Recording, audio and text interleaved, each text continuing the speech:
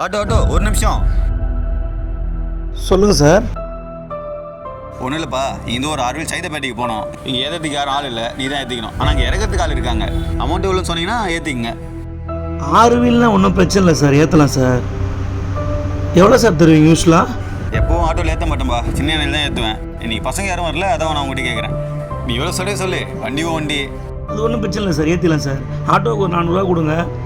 இந்த வீல் ஏற்றதுக்கு ஒரு 100 சேர்த்து 500 கொடுங்க சார். என்னது ஏற்றத்துக்கு 100, ஆட்டோக்கு 400? அவ்வளோ காசு எல்லாம் என்னால் கொடுக்க முடியாது. ஆட்டோவுக்கு மட்டும் 400 கொடுங்க சார், நீங்களே ஏற்றுங்க. ஆட்டோக்கு 400, ஏற்றத்துக்கு 50 ரூபா வாங்கிக்கோ. நீ ஏற்றி நான் பில்லை போட்டு வைக்கிறேன். சார் 500 கொடுங்க, இல்லை நீங்களே ஏற்றுங்க. ட்ரெஸ் அழுக்காயிடும், கை கரையாடும் தானே பார்க்குறீங்க, வேலைக்காரனால வரீங்க. அப்புறம் நான் 50 ரூபாய்க்கு பேரம் பேசுகிறீங்க, 50 ரூபா சேர்த்து விடுங்க. என்கிட்ட வேலைக்கு வர வேண்டிய பசங்க வேலைக்கு வந்தால் நான் உங்கள்கிட்ட கெஞ்ச வேண்டியதாக இருக்குது. சரி ஏற்றி தொலை. எது ஏற்றி தொலையா சார்? நீங்கள் ஒன்று பிச்சை போடல, வேலை சேர்த்து எனக்கு கூலியை கொடுக்குறீங்க. ஃபஸ்ட்டு அதை நினச்சிங்க.